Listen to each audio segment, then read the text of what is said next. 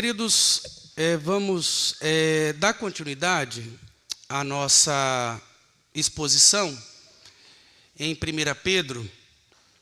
Então, abra sua Bíblia em 1 Pedro, capítulo 2, verso 21 ao verso 25. A dinâmica, o reverendo Otoniel está hoje pregando em outra igreja aqui do Grande ABC, e ele é que faz as divisões, né, dos temas que a gente vai tratar ao longo do ano. Então, seguindo aqui o nosso cronograma, estamos em 1 Pedro, e aí o nosso texto vem desde o verso 11, né, até o verso 25, seria o texto para a nossa meditação. Então, eu quero encorajar você, pai, a tratar toda essa perícope do capítulo 2, do verso 11 até o 25, em casa com seu filho. Mas hoje, devido ao tempo, vamos nos concentrar só no verso 21 ao verso 25, que é a conclusão desses demais textos que acabei de citar, do verso 11 em diante. Porquanto, para isto mesmo fostes chamados, pois que também Cristo sofreu em vosso lugar, deixando-vos exemplo para seguirdes os seus passos, o qual não cometeu pecado, nem dolo algum se achou em sua boca. Pois ele, quando trajado, não revidava com o traje, quando maltratado, não fazia ameaças, mas entregava-se àquele que julga retamente, carregando ele mesmo em seu corpo, sobre o madeiro, os nossos pecados, para que nós, mortos para os pecados, vivamos para a justiça. Por suas chagas fostes sarados. Porque estáveis desgarrados como ovelhas, agora, porém, vós convertestes ao pastor e bispo da vossa alma. Abaixe sua cabeça, vamos orar. Senhor nosso Deus, que o Senhor possa aquietar o nosso coração, que o Senhor possa trazer luz à nossa mente. Pai, que toda a preocupação fique lá fora, que todo zumbido, que toda palavra contrária seja repreendida no nome e no sangue de Jesus. Pai, estamos diante da Tua palavra e isso aqui não é uma palestra, é uma pregação do Evangelho, porque a boa notícia é Cristo. Por isso, Senhor, nos dá essa consciência sobrenatural de que o Senhor fala conosco e que sua igreja é amparada, é conduzida, Senhor, apenas pela tua voz. Por isso, Senhor, nos habilita, em nome do teu Filho amado Jesus, é que oramos. Amém. Queridos, estamos na carta de Pedro a uma região, a todo o Império Romano e principalmente aos irmãos da Ásia. E vimos que Pedro, para resolver grandes problemas de perseguição, relacionamento, traumas familiares, ele já começa a carta nos chamando de peregrinos, chamando de santos, eleitos, literalmente sem pertencer a este mundo. Veja, o início da nossa cura emocional e da nossa libertação é reconhecermos quem nós somos em Cristo Jesus. Eleito, olha para mim aqui, você é um eleito do Senhor. Eleito antes da fundação do mundo, baseado na escolha soberana, bondosa e misericordiosa de Deus. Mas ele nos chama, amados irmãos, para encarar este mundo como forasteiros. Estamos aqui vivendo um ciclo, na grande expectativa de que o Senhor voltará para nos buscar. E lá, amados irmãos, não nos arderá mais o sol, e a noite não será mais perturbadora ou gelada e fria de uma UTI, pois o Senhor brilhará para sempre em nosso meio, e o próprio leão de Judá, o cordeiro que foi morto, nos conduzirá nessa nova etapa da nossa vida de eternidade e eternidade. Amados irmãos, caminhamos ao longo de cada capítulo, e no capítulo 2, já no domingo passado, comentamos um pouco sobre o verso 9, dizendo: vocês são geração eleita, sacerdócio real, nação santa, povo de propriedade exclusiva de Deus, a fim de proclamardes as virtudes daquele que vos chamou das trevas para a maravilhosa luz. Aqui, amados irmãos, é uma ruptura, mas na verdade uma preparação para o que há de vir ainda nessa carta, cheia de mistérios, mas estaremos sendo conduzidos pelo Espírito Santo de Deus para nos apresentar Cristo para a glória de Deus Pai. A Trindade Santa sendo louvada aqui, o Pai, o Filho e o Espírito Santo. E nessa preparação, falamos no domingo passado que devemos relembrar da nossa identidade. Se somos geração eleita, raça eleita, temos o próprio DNA de Cristo correndo em nosso sangue. Como nação santa, aprendemos que a santidade só pode ser vivida em plenitude quando caminhamos como igreja, de forma coletiva, com um único propósito. A nossa santidade não é uma mera separação, mas a santidade aqui é nos separar para um propósito, e ele coletivo. É por isso que a igreja reformada, no período da contrição, usava, espero que voltemos a usar, muitos hinos de contrição, para perceber que neste momento a igreja caminha de forma coletiva, suplicando a Deus o seu perdão. O ministro do Evangelho dizia após essa oração: amados irmãos, a todos aqueles que confessaram seus pecados, os vossos, os nossos pecados foram perdoados. E a igreja respondia: sim, Senhor, recebemos a graça do teu perdão. Para mostrar para os irmãos que não há santidade fora da igreja, e não porque há algo diferente como instituição, mas a própria cabeça da igreja é Cristo, e se Ele é a cabeça, Ele derrama sobre nós a provisão, o alimento, e nos chama de propriedade exclusiva.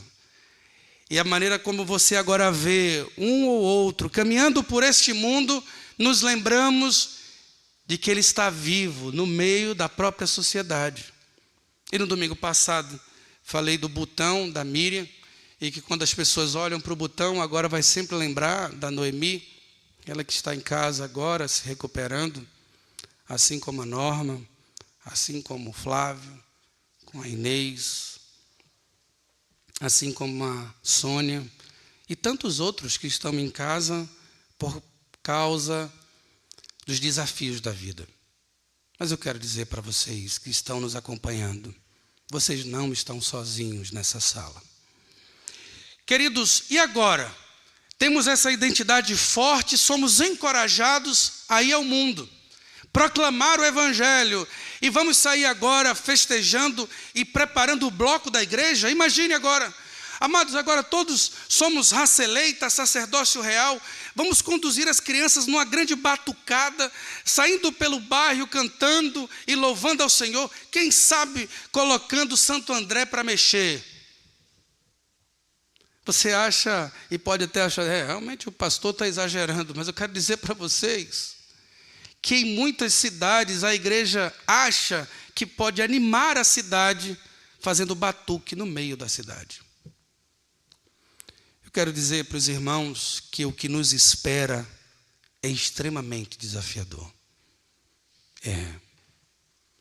Lá fora é o mundo, ele é sujo, ele é cruel. E você pode até se preparar para este mundo lá fora. E muitas vezes as decepções lá fora são menores do que as daqui de dentro. Sabe por quê? Porque as nossas expectativas aqui dentro do corpo de Cristo são altíssimas. E quando passa um probleminha, vira um problemão. E eu não quero diminuir a sua dor, amados irmãos, mas muitos entre nós estão sofrendo agora e irão sofrer por se posicionarem em servir a igreja e não a homens. É verdade. Quando você se posiciona, e o próprio Paulo diz, e se sua vida não tem momentos de tribulação, repense a sua própria vida. Porque a própria palavra de Deus nos diz que o homem piedoso passará por tribulação. Até o próprio Paulo recomenda a Timóteo. Todos me abandonaram, e até aquele que eu depositei confiança me traiu. Paulo não esconde os desafios da nossa caminhada. Por isso, queridos, está diante de nós um texto que nos chama a reconhecer as autoridades dentro dos limites da legalidade e do temor ao Senhor. Por isso esse tema é tão oportuno para os nossos dias, porque muitos de nós estão sofrendo por causa de um pai perverso ou ausente. Muitos homens estão sofrendo por uma mulher que o desrespeita constantemente. Muitas crianças estão sofrendo porque são órfãos de pai e mãe e eles estão dentro de casa.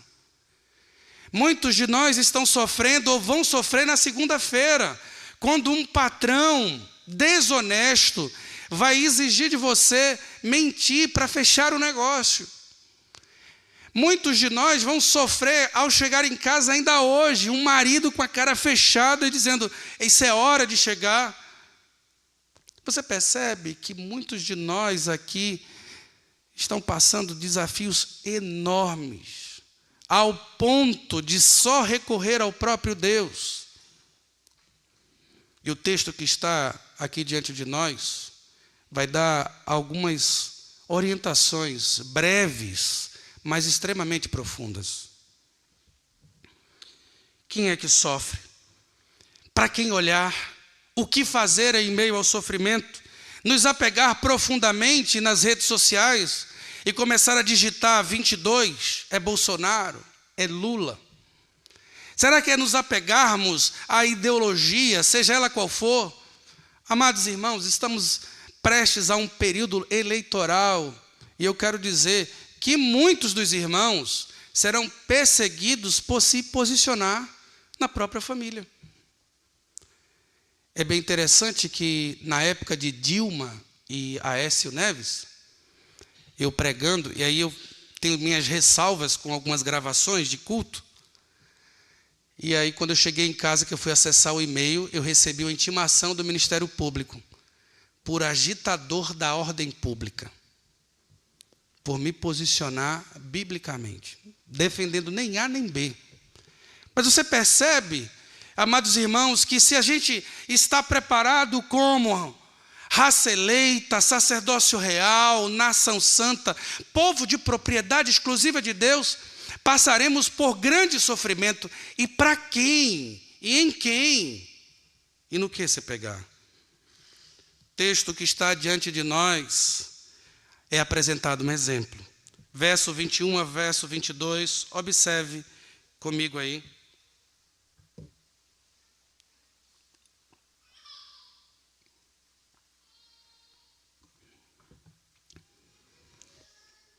Deixando-vos exemplo para seguirdes os seus passos. Cristo sofreu antes de você para que você soubesse o caminho. Ou seja, não há nenhuma fórmula mágica, mas apenas uma poderosa. É olhar firmemente para o autor e consumador da nossa fé. Veja que o próprio Pedro, ele não esconde o sofrimento de quem já está sofrendo. Muito pelo contrário, ele diz assim: é para isto mesmo que vocês foram chamados. É para isto. O próprio Deus, o próprio Cristo nos deixou o exemplo. E, amados irmãos, essa estrutura de o próprio Cristo nos deixou o exemplo. Imagine você, criança, quando a gente começa a aprender a desenhar. Antigamente, tinha o caderno de desenho. Tinha uma folha mais grossa e tinha uma folha de papel vegetal.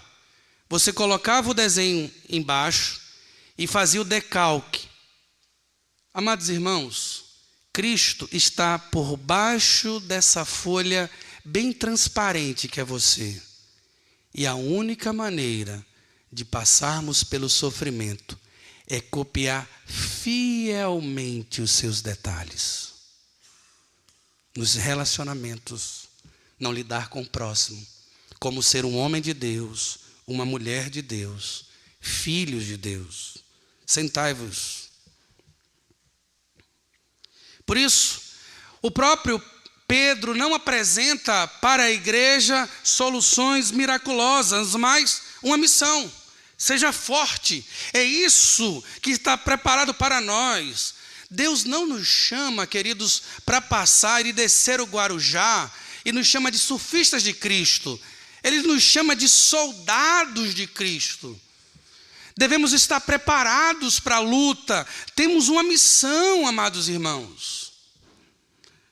Se você não teve a oportunidade de servir ao Exército Brasileiro, a Marinha e a Aeronáutica, não perdeu muita coisa não, mas algumas coisas a gente aprende lá, sobre missão. Sobre missão.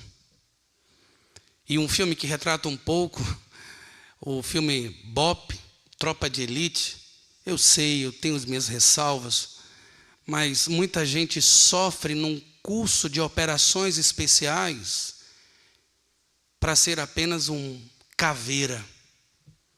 Você vai ter que sair para a rua para matar. E você vê homens motivados para manter a ordem pública desta forma. O pastor não é contra a polícia, não. Eu só quero dizer que se homens são levados por motivos egoístas a se posicionar, quanto mais a nós, que estamos copiando o próprio Cristo. Por isso, amados irmãos, não pense que estar aqui como presbítero, diácono, ou como aquele que serve a igreja, que teremos uma vida boa. Não! Muitos dos pastores perderam seus próprios filhos diante da jornada de fazer as coisas certas. É como se a gente quisesse, amados irmãos, se posicionar, mas fazer de qualquer jeito e acabamos nos iludindo. E quando olhamos para trás, todo mundo se foi. E isso pode chegar na sua casa, e por isso estou clamando aqui, se posicione.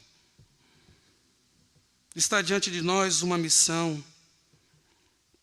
Por isso, se apegue firmemente em Cristo, que sofreu sem culpa, para absolver a sua culpa. Isso deve nos lembrar, amados irmãos, do próprio profeta Isaías.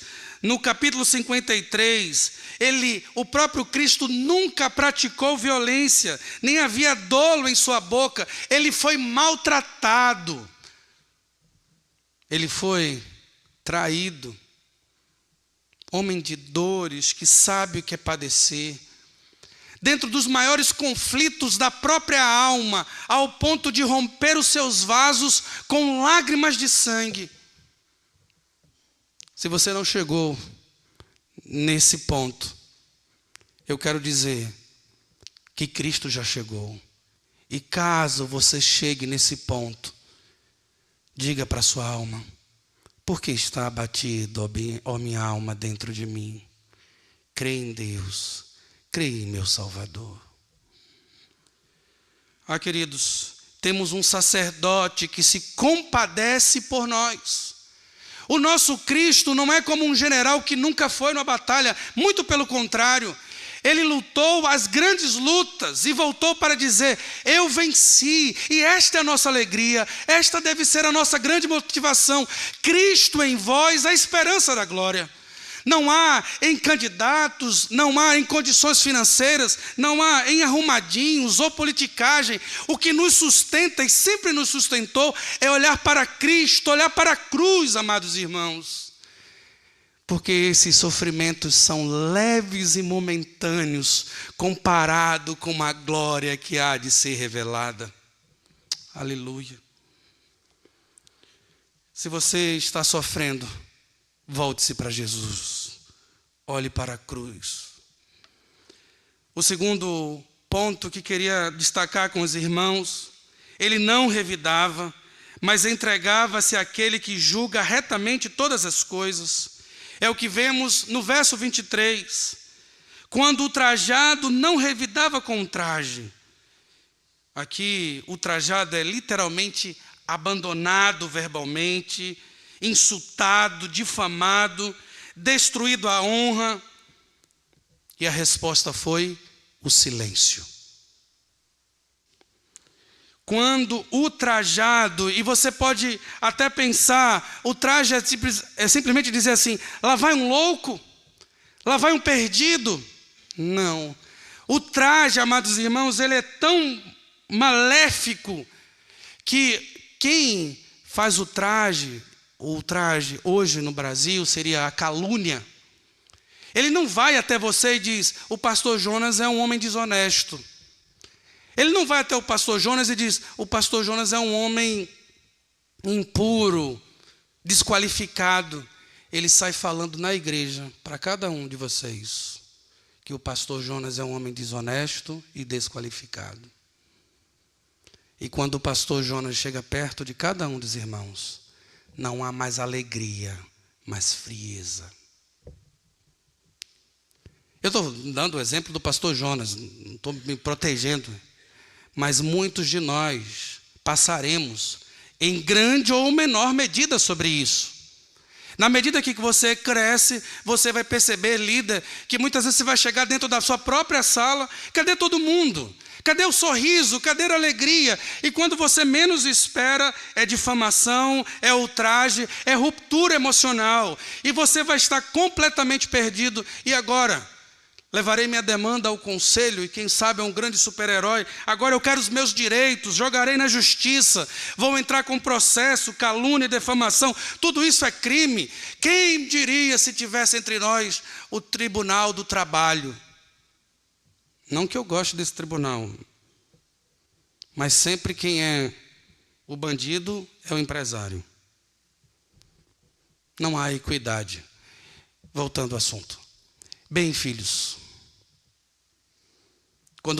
quando o próprio Cristo passou por isso, ele ficou em silêncio. Silêncio aqui não é covardia. Silêncio aqui é se posicionar e olhar apenas para Cristo.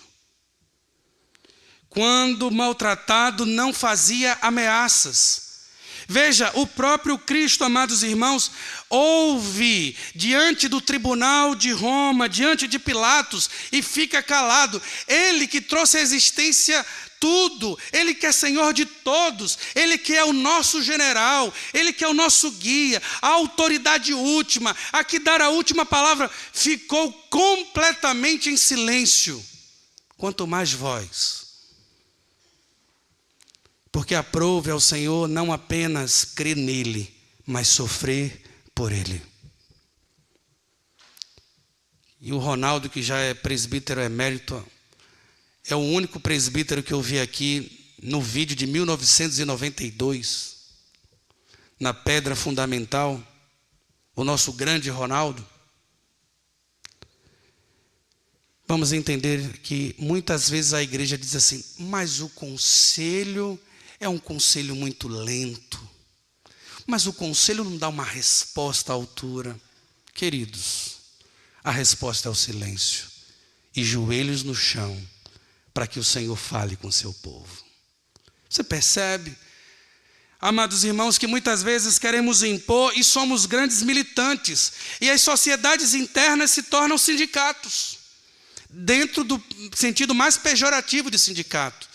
E aí a SAF defende os direitos das mulheres, ao MP o direito dos jovens, ao UCP o direito das crianças, ao UPH o direito dos homens, e o Conselho em cima tentando responder a todas as demandas sindicais.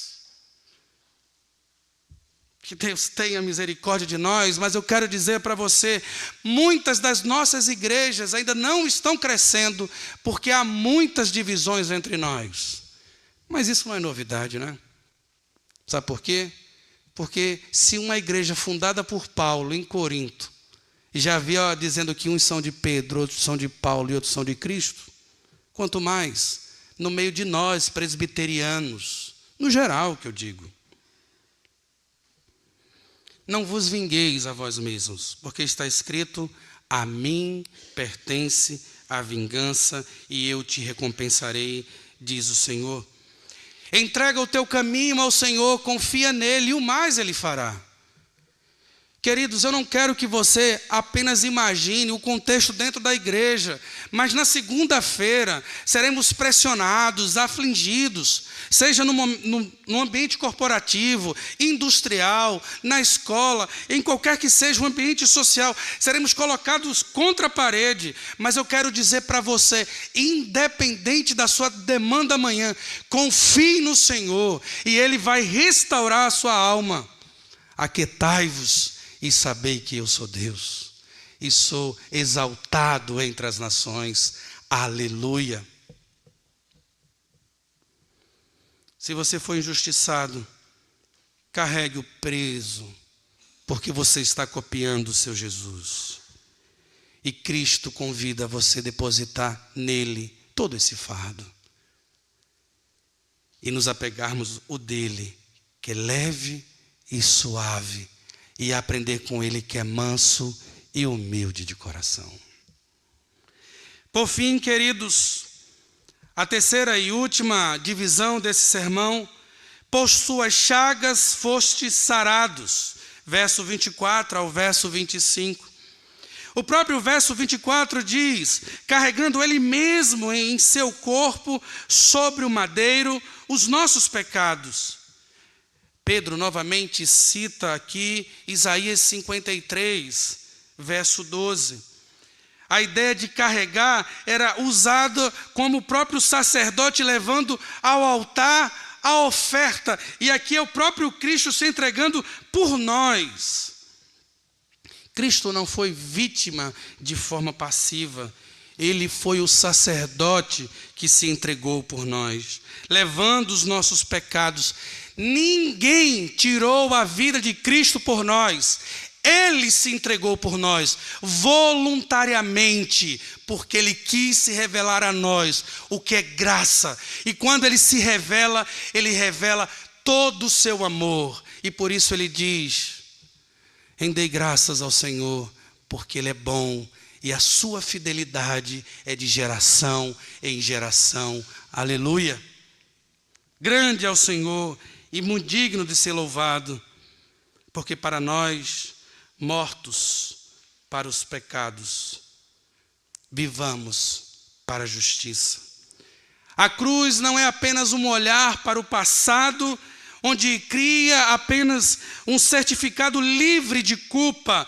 Na verdade, a cruz é a ponte também que nos leva ao próprio Deus, ao próprio Éden, resgatado, amados irmãos. A salvação em Cristo não é apenas escapar do inferno, mas é receber uma nova vida com propósito, custe o que custar. Preste bem atenção.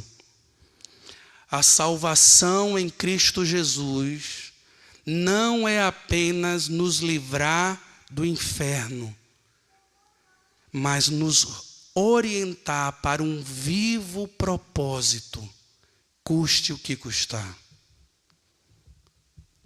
Perderei o sono por cada um de vocês. Me fadigarei por cada um de vocês. visitarei quanto for necessário, até além das minhas forças. Mas no final, quando eu partir, seja para a glória ou para outro lugar, eu rogo a Deus para ser usado, para pregar todo o conselho de Deus. Queridos, isso não é uma autopromoção, é dizer que a começar em mim.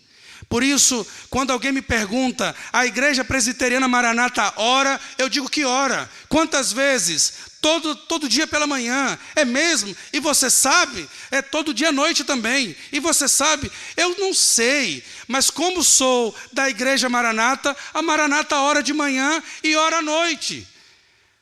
Amados irmãos, paremos de dizer, é a igreja. Nós somos a igreja e deveremos sofrer como igreja, apesar de nós. Por isso, na próxima vez que alguém pedir a identidade da sua igreja, que você possa ser usado por Cristo e guardado por Espírito Santo para dizer, olhe para a minha vida, eu sou a Igreja Presbiteriana Maranata.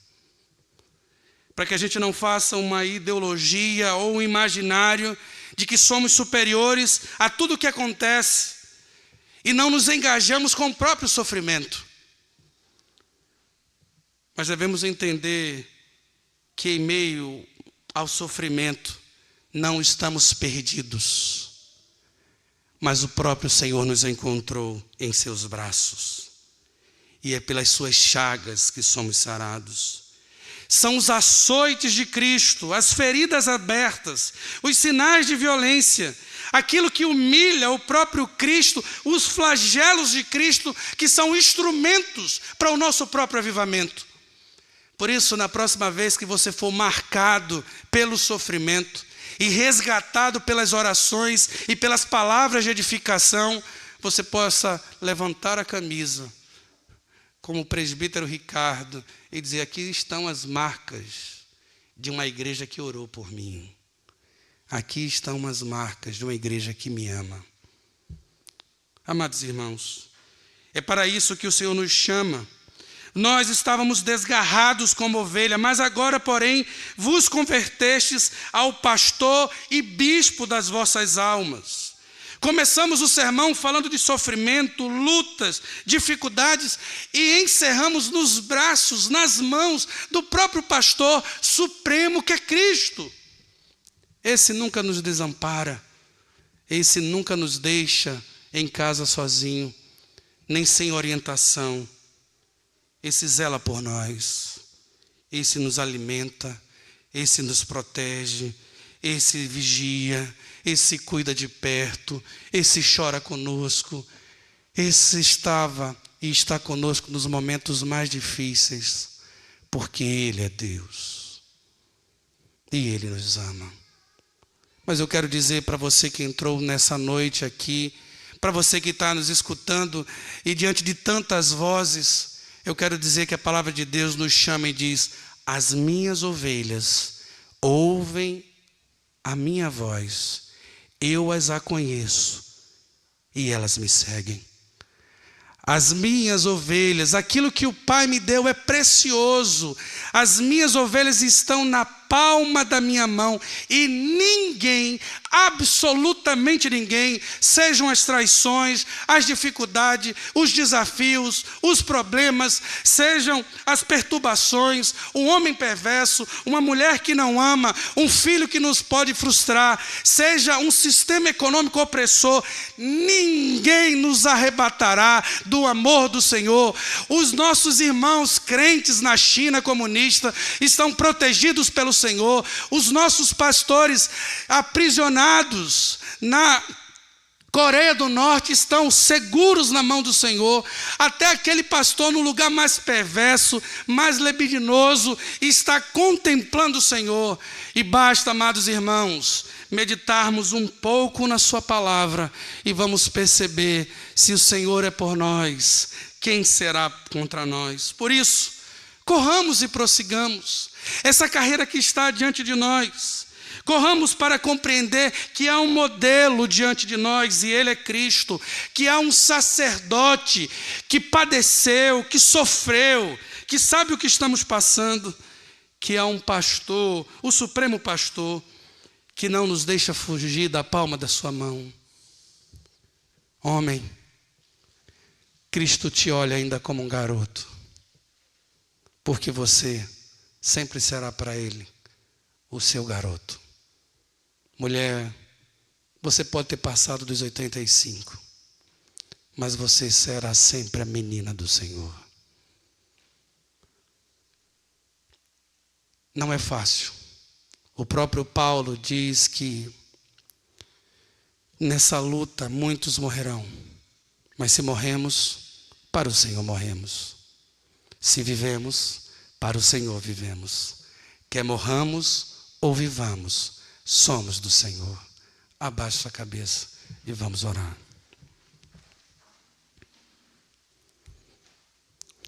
Querido Deus e Pai, queremos reconhecer, ó Deus, que as nossas expectativas, quando entramos na igreja, achávamos que era sombra e água fresca. Tínhamos uma percepção tão infantil, como se estivéssemos vindo para um aniversário. Mas, Pai, o Senhor nos enviou para uma tempestade, assim como enviou os discípulos. Mas louvado seja o teu nome, porque o Senhor veio conosco. Louvado seja o teu nome, porque basta uma palavra tua, ó Deus, para que o vento e o mar cesse. Pai, em nome de Jesus, que em meio aos sofrimentos, em meio à dor, às frustrações, às decepções, as maiores frustrações da vida, possamos olhar apenas para Ti e copiar apenas o Senhor. Que o nosso silêncio, ó Deus, não seja deboche, mas confiança. Que o nosso silêncio não seja falta de empatia, mas uma viva esperança de que o Senhor ouvirá as nossas orações. Pai, mas as nossas expectativas não estão nesse mundo. As nossas expectativas não estão em melhorar as nossas conexões emocionais. As nossas expectativas estão no Senhor, que ao soar da última trombeta descerá em poder e glória. Não buscamos alguém que possa enxugar as nossas lágrimas, porque temos a viva esperança de que o Senhor enxugará dos nossos olhos toda lágrima.